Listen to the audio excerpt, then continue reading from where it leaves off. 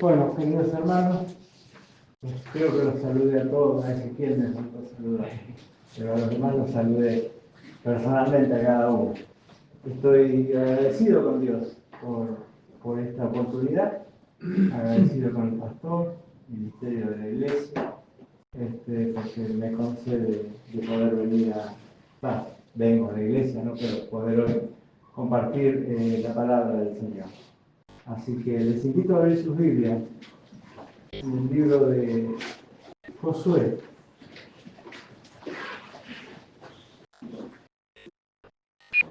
En el capítulo 7.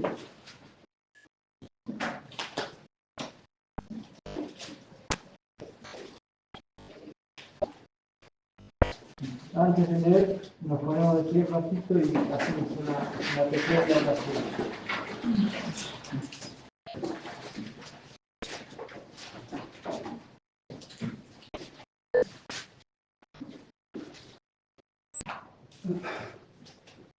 Amado Dios y Padre eterno, Señor Jesús, un día, como dice tu palabra, en el último y gran día de la fiesta, te pusiste de pie y alzaste la voz diciendo: el que tenga sed, venga a mí y beba. El que cree en mí, como dice la Escritura, de su interior correrán ríos de agua viva. Hoy venimos, Señor, una vez más ante tu divina presencia a beber de ese río.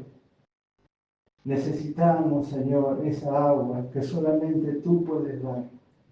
Esa agua que cualquiera que la tome, Señor, no tendrá sed jamás. Humildemente, Señor, venimos ante ti para pedirte que tú nos hables, que tú hables a cada vida, a mi vida y a cada vida en esta tarde. Muchas gracias por este grupo, Señor, y muchas gracias por esta oportunidad.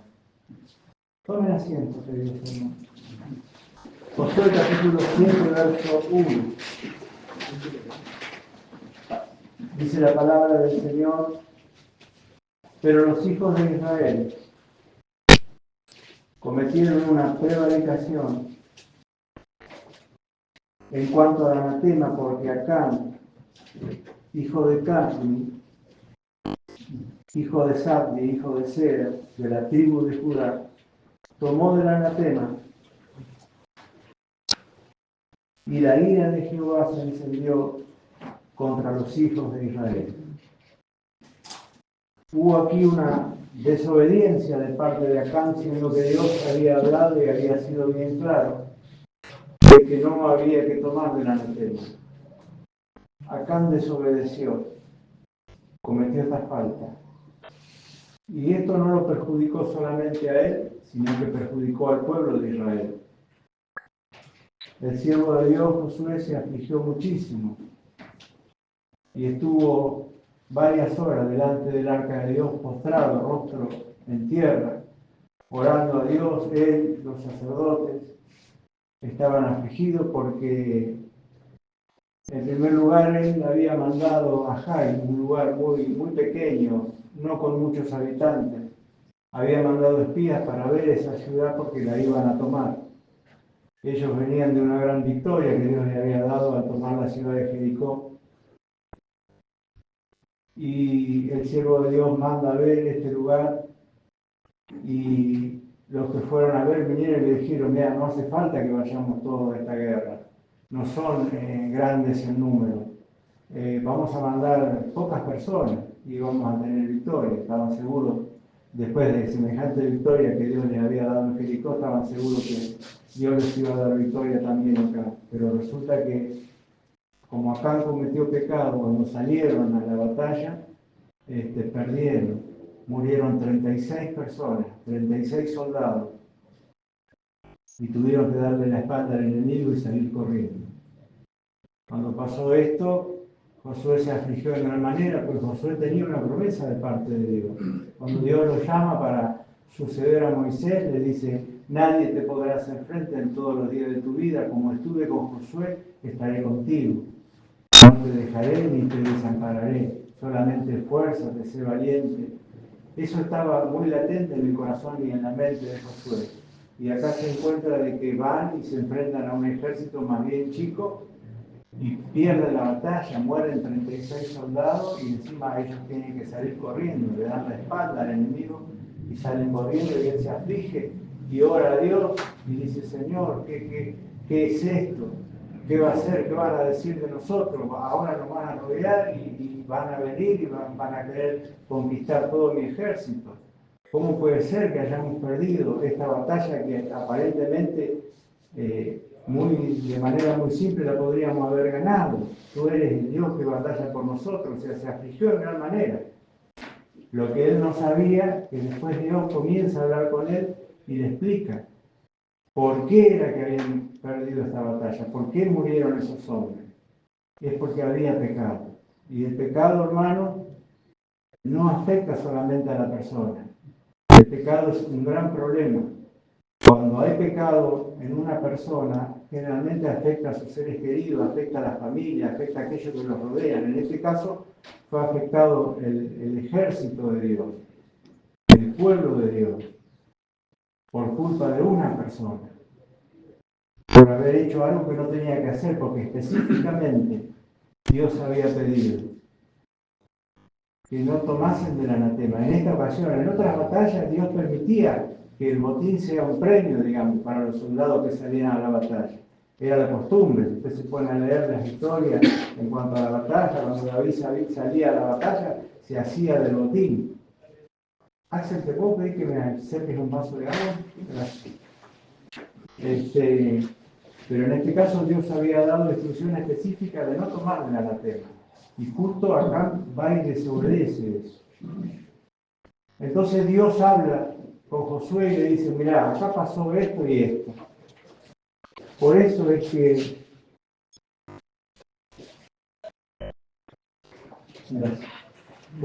que hubo pérdida en la batalla. Pero bueno, esta es la sentencia y este es el veredicto. Yo voy a descubrir a la persona que hizo esto. Y vos vas a tener que aplicar el veredicto que yo te voy a decir ahora. El anatema tiene que ser destruido. Va a ser apedreado, él, con su familia, sus bienes, su ganado, todo lo que tenga. Porque él tomó del anatema, él hizo algo que yo mandé que no se hiciese. Y no solamente va a ser apedreado, sino que va a ser quemado, él y todo, toda su familia y todo lo que él está poseyendo en este momento. Cuando eso pase, de ahí en más, vas a volver a tener victoria. Y eso es el peligro, hermano. Cuando hay pecado, cuando la persona comete pecado y se esconde, pretende esconderse, ¿va? Y no se puede esconder de Dios, porque Dios ve todas las cosas, esté donde esté. Afecta directamente a la familia. Y uno, qué sé yo, puede decir, bueno, yo soy grande, me la banco, pero el problema es cuando Dios afecta lo que más uno quiere. Y siempre pasa así, hermano. Cuando en un hogar hay pecado, es afectado el hogar, toda la familia. Y hay pérdida, muchas veces pérdida material, pérdida de salud. Dios tiene que tratar severamente con la persona por haber desobedecido.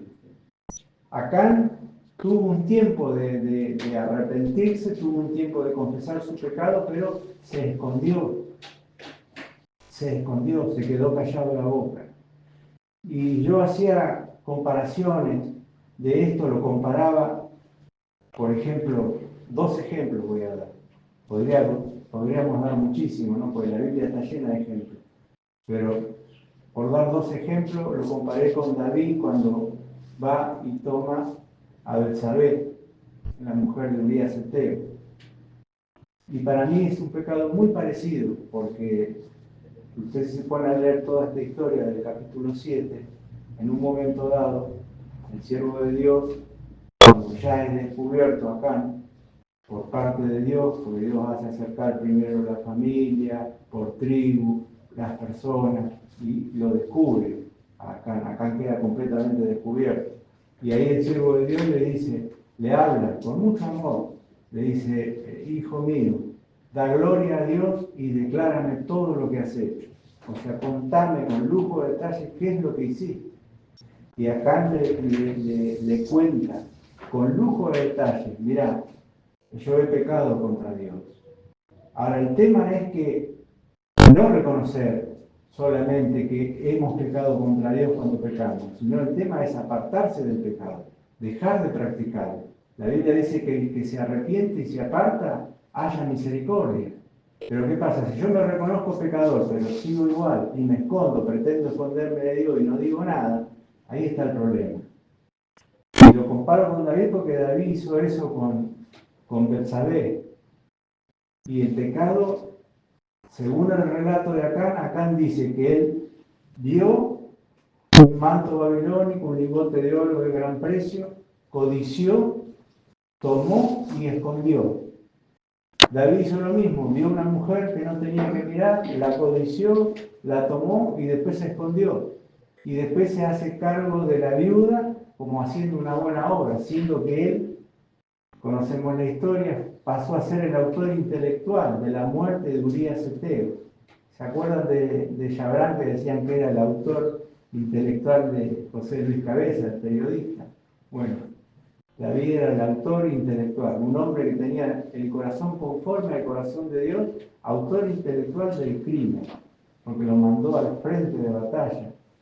Encima portando él mismo una carta para su general donde decía: a este ponémelo ahí donde arrecia la batalla porque quiero que muera. Lo mismo hicieron Adán y Eva. Miraron lo que no tenían que mirar, codiciaron lo que no tenían que codiciar, tomaron lo que no tenían que tomar y se escondieron. Pretendieron esconderse de Dios.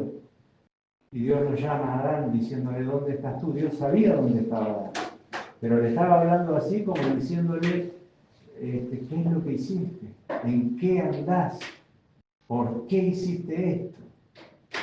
Y después de ser descubierto, confiesa el pecado. David se quedó calladito la boca y Dios tuvo que mandar al profeta Natán, su amigo, para que le contase una historia. Y cuando le cuenta la historia y le dice: bueno, decime vos, ¿qué me decís de esta persona que hizo estas cosas? David dijo: ese hombre es digno de muerte. Ah, ¿sí? ¿Sabes qué? Ese hombre eres tú. Y ahí David es como que le cae la ficha, ¿no? Y reconoce su pecado. Pero en ningún momento él buscó a Dios, en ningún momento él buscó el perdón, como Adán, en ningún momento buscaron a Dios, no buscaron el perdón. Y Acán hizo lo mismo, por eso yo hago estas comparaciones. En ningún momento él dijo: bueno, basta, no busquen más, acá el problema soy yo soy el que pecó, yo hice esto y esto. No, se quedó escondido hasta el último. Habían muerto 36 compañeros de él, que seguro eran, además de compañeros, amigos de él, y no le importó. Gente que perdió su papá, familia que perdieron la cabeza del hogar. O sea, él les complicó la vida. Él, como le dice el siervo de Dios al final de esta historia: ¿por qué nos has turbado? O sea, ¿por qué nos trajiste este mal? ¿Por qué nos trajiste esta calamidad? ¿Por qué hiciste esto? Si Dios dio orden de que esto no se podía hacer, era simplemente obedecer a Dios. Y así, hermano, tenemos que tener ese cuidado de obedecer a Dios. Cuando pecamos y nos escondemos y nos callamos la boca, las cosas comienzan a andar mal. Se comienzan a perder todas las batallas. Dios nos pone en situaciones incómodas y no podemos ganar ninguna batalla. Y Dios permite que el enemigo de pronto toque nuestra vida, toque nuestra familia, toque nuestra economía, porque el hombre está diseñado para aprender a través del dolor, y es como que si no te duelen las cosas, no aprendes. Por eso cuando éramos chicos, mamá decía: no toque la estufa que quema, y íbamos y tocábamos. Cuando nos quemamos, ahí aprendíamos. Así Dios ha diseñado al hombre. Cada uno de nosotros está diseñado para aprender a través del dolor. El dolor depura. El placer corrompe y el dolor depura. Dios nos bendice, nos da placer, y en lugar de vivir agradecido, temeroso de Dios, cuidar esa bendición que Dios nos ha dado y adorar a Dios por eso y ser agradecido, no, le damos la espalda a Dios. Pecamos contra Dios. Y Dios tiene que tratar con nosotros a través del dolor. así como la historia que el pastor contaba el otro día del águila esta, el quebranta huesos, ¿no? Que Dios tiene que levantarte allá arriba, de allá soltarte, caer al piso, te despedazar, y ahí Dios empieza a tratar. ¿Por qué? Porque Él tiene que diseñar la imagen de su Hijo en cada uno de nosotros. Y muchas veces lo hace por ahí, con amor siempre, ¿no?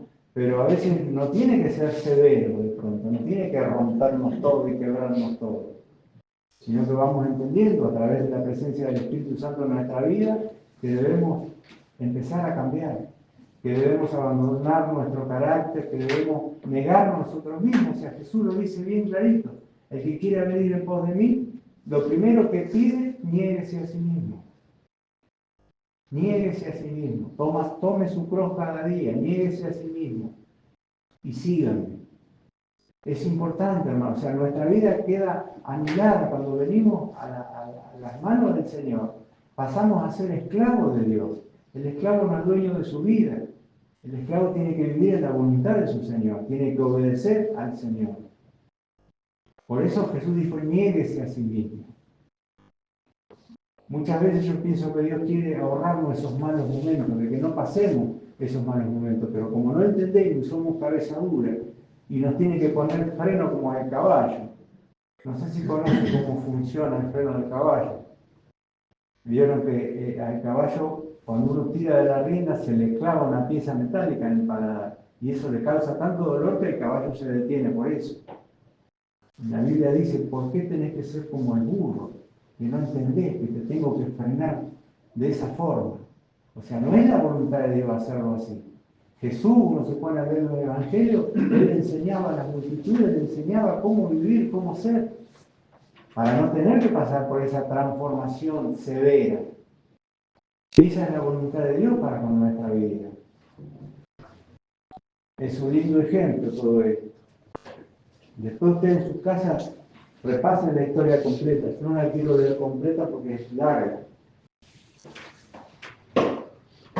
Simplemente les estoy haciendo una introducción. En el mismo capítulo, el verso 10 dice: y Jehová dijo a Josué: levántate, ¿por qué te postras así sobre tu rostro? O sea, como diciéndole al siervo de Dios: mirá, no hace falta que estés así. Acá pasó algo. Acá hubo una desobediencia. Yo te voy a explicar ahora. Pero no estés así. Israel ha pecado y aún han quebrantado mi pacto que yo les mandé, y también han tomado del anatema y hasta han hurtado, han metido y aún han mentido y aún lo han guardado entre sus enseres. O sea, lo que él robó era una fortuna. Creo que sacando los cálculos eran unos 600 gramos de oro y 2 kilos 200 de plata, más el manto babilónico, que eso no sabría decirle lo que valdría, pero cualquiera de nosotros sabe lo que vale un gramo de oro, creo que está 1.300 pesos, una cosa así. Después, en el versículo 12, la parte B, dice: ni estaré más con vosotros si no destruyere el anatema de en medio de vosotros. Acá no había alternativa. O sea, el siervo de Dios no podía decir: bueno, yo voy a ser bueno, voy a tratar de ser más justo que Dios, y voy a aliviar la situación. Voy a hablar con acá y decir: ¿por qué hiciste esto? Vamos a pedirle perdón a Dios. No. O sea, sentencia y veredicto de parte de Dios. Bien severo. Era la época de la ley. El 19 dice, estoy leyendo del capítulo 7, ¿no? Entonces Josué dijo a Acán: hijo mío, da gloria a Jehová, el Dios de Israel, y dale alabanza, y declárame ahora lo que has hecho. No me lo encubras. Y ahí Acán le cuenta, ¿no? Con lujo de detalle. El 21. Pues vi entre los despojos un manto babilónico muy bueno y 200 ciclos de plata. Esos son unos 2 kilos 200 de plata. Y un lingote de oro del peso de 50 ciclos. Eso corresponde más o menos a una línea, que son 600 gramos. Lo cual codicié y tomé. Y he aquí que está escondido bajo tierra en medio de mi tienda y el dinero debajo de ellos. Entonces, bueno, Josué procede, manda a revisar, encuentra las cosas. Dice el 24, entonces Josué y todo Israel con él tomaron a Acán, hijo de Zera, el dinero, el manto, el lingote de oro, sus hijos, sus hijas, sus bueyes, sus asnos, sus ovejas, su tienda y todo cuanto tenía y lo llevaron al valle de Acor. Y Josué dijo, ¿por qué nos has turbado? Túrbete Jehová en este día. Iba a ejecutar lo que Dios le mandó. Ahora, en base a esta aclaración, túrbete Jehová en este día, los maestros de Israel dicen que Acán, después de cumplir la sentencia, heredó la vida eterna, porque confesó su pecado. Y Josué le dice, túrbete Jehová en este día. Si no le hubiese dicho, Dios a partir de ahora te va a turbar eternamente y no lo hacía. Si él hubiese tenido que ser castigado en el infierno. No está escrito en la Biblia, hermano, pero les hago el comentario de qué es lo que dicen los maestros de Israel con esa frase. Por esa frase, túrbete Jehová en este día. Entonces da a entender que de pronto lo vamos a ver en el cielo, a conocer, a poder estrechar su mano y decirle, ¿qué hiciste? ¿Qué hiciste? Y para cerrar, hermano, y levantaron sobre ellos un gran montón de piedras que permanece hasta hoy. Y Jehová se volvió del ardor de su ira.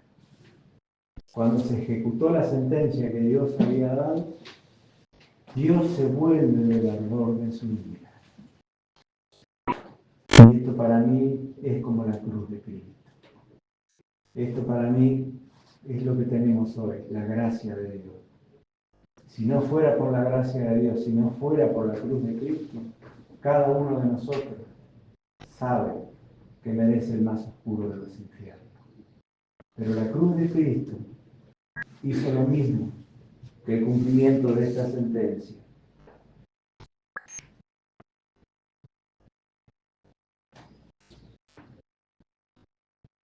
Jehová se volvió del ardor de su ira.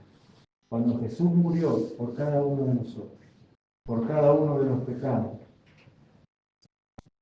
de su pueblo, sabemos que Jesús murió por los pecados que hemos cometido, por lo que cometemos, por lo que cometeremos. Cuando Jesús muere en la cruz del Calvario, el Padre puso sus manos en la cabeza del Hijo para entregarlo a ese sacrificio. Y fue algo terrible para el Padre. No hubo para Jesús sustituto, como de pronto hubo para Abraham sustituto cuando Dios le pide que sacrifique a su hijo. Para Jesús no hubo sustituto. Su corazón se derritió como cera en medio de sus entrañas. Por mí y por cada uno de los que está aquí. Jesús murió por nosotros. Nosotros, el pueblo elegido de Dios, que hemos sido, como dice en Primera de Pedro, ordenados para obedecer y ser rociados con la sangre del Cordero, con esa sangre que Jesús derramó en la cruz del Calvario. Sin derramamiento de sangre no hay remisión de pecado. Jesús hizo ese sacrificio por nosotros. Por eso es que debemos vivir agradecidos con Dios. Agradecerle al Señor cada día de nuestra vida por esta salvación tan grande, tan grande. Y dedicar toda nuestra fuerza, nuestra salud, todo para el servicio del Señor, para adorar a Dios con nuestras vidas, por ese sacrificio, hermano. Dios quedó satisfecho. La cuenta fue saldada. Jesús pagó la deuda y está sentado a la diestra del Padre, intercediendo constantemente por cada uno de nosotros. Antes pecábamos porque nos gustaba. Ahora si pecamos, pecamos por debilidad. Pero no queremos, no queremos. como dice el apóstol Pablo, ¿no? Haya este mal en mi hueso. Que el bien que quiero no lo hago, y el mal que no quiero, eso hago. Que Dios nos ayude, hermano, y que podamos seguir adelante. Y tengamos en cuenta, hermano, estas cosas. A Dios no se lo puede engañar. De Dios no nos podemos esconder. Dios nos ve hasta en el lugar más escondido que podamos estar. Allí Él nos está mirando. Seamos agradecidos. Esto era lo que quería compartir, hermano. Dios les bendiga.